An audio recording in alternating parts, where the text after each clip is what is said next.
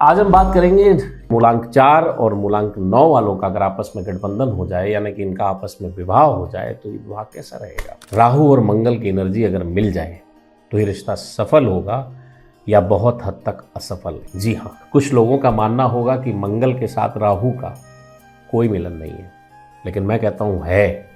तो मैं आज आपको बताता हूँ क्यों है। अब ये इनकी एनर्जी का कमाल है या इन दोनों में कुछ सिमिलरिटीज हैं। आइए हम पहले इस रिश्ते को पॉजिटिव एंगल से देखेंगे, फिर हम देखेंगे उस एंगल से जहां पर इनके साथ क्लैशेस हो सकते हैं वो नेगेटिव एंगल कौन से है, और फिर एक बहुत छोटा सा प्रयास इस रिश्ते को बचाने के लिए जो इस रिश्ते को एक नया आयाम भी दे सकता है और रिश्ते को अटूट बना करके उसे एक सफलता की तरफ भी ले जा सकता है। तो आइए सबसे पहले जानते हैं राहु यानी कि 4 नंबर 4, 13, 22, 31 को जन्म लेने वाले लोग किस तरह के होते हैं, इनकी पर्सनालिटी कैसी होती है। एनर्जेटिक होते हैं, इनोवेटिव होते हैं, लीडर होते हैं, अड़ियल होते हैं, एक अलग सोच रखने वाले होते हैं, लॉजिकल होते हैं। यानी कि जिस काम को हाथ में पकड़ लें वो काम जब तक पूरा ना हो जाए तब तक उस काम के पीछे ही लगे रहते हैं। मंगल है 9 नंबर यानी 9, 18 और 27 तारीख वाले लोग किस तरह जुझारू होते हैं, फाइटर होते हैं, कमांडर होते हैं, प्रतिनिधि होते हैं, ईमानदार होते हैं, दयालु होते हैं, करेजियस होते हैं, एक्शन में रहने वाले होते हैं, एग्रेसिव होते हैं। इनका नेचर इस तरह है कि पल में तोला पल में माशा। अगर आपके ऊपर इनका दिल आ गया, अगर इनकी सोच आपकी सोच से मिल गई तो ये आपके ऊपर सब कुछ लुटा देंगे, और अगर कहीं आपका इनके साथ पंगा पड़ गया तो फिर दूसरे की ऐसी की तैसी, वो चाहे इनका अपना खुद का रिश्ता ही क्यों ना हो, उससे भी बिगाड़ने में ये एक कदम पीछे नहीं हटाते हैं। आइए अब देखते हैं ऐसे कौन से कारण हैं। पहले इसको पॉजिटिव एंगल से देखेंगे कि ऐसे पॉजिटिव कौन से कारण हैं। अगर ये दोनों आपस में मिल करके चलते हैं तो ये रिश्ता कितनी सफलता तक पहुंच सकता है। दोनों के पास लीडरशिप क्वालिटी है, दोनों ही एक दूसरे को लीड करना चाहते हैं, दोनों की यही बात एक दूसरे को बांधे रखती है क्योंकि दोनों का नेचर एक जैसा है। 4 नंबर वाले रणनीति बनाते हैं, दूरगामी सोच वाले होते हैं, एक गोल बनाते हैं।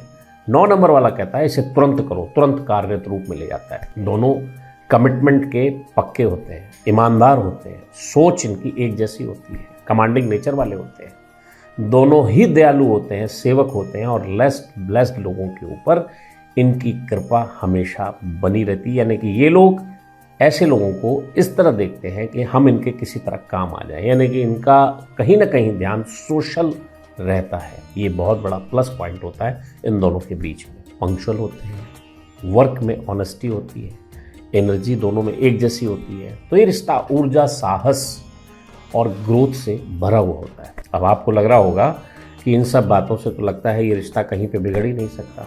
तो आइए देखते हैं वो ऐसे कौन से कारण हैं जो इस रिश्ते को कहीं ना कहीं खराब कर सकते हैं। वो कौन से ऐसे एंगल हैं, चलिए इसे नेगेटिव एंगल से देखते हैं।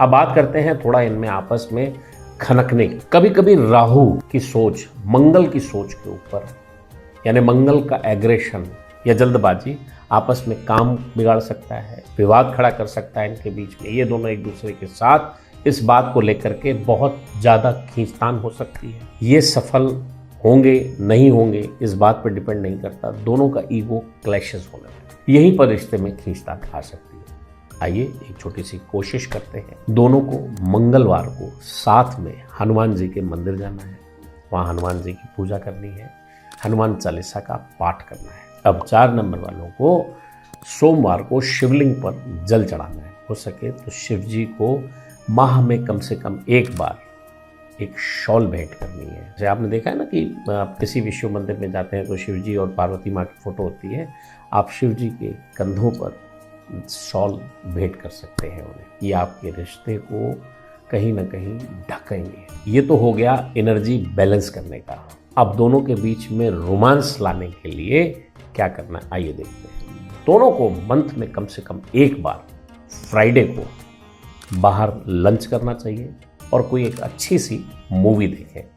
9 नंबर वाले जिनके अंदर रोमांस की कमी होती है वो कहीं ना कहीं इनके बीच में आपस में बंधन को जोड़ने का काम करेगा। अगर आपके रिश्तों में ये बिगड़ाव आ रहे हैं तो भी आप ये काम करें, अगर नहीं आ रहे हैं तो भी करें कि आगे ये टकराव न बने, इस रिश्ते में मजबूती आती चली जाए और ये रिश्ता सफल हो।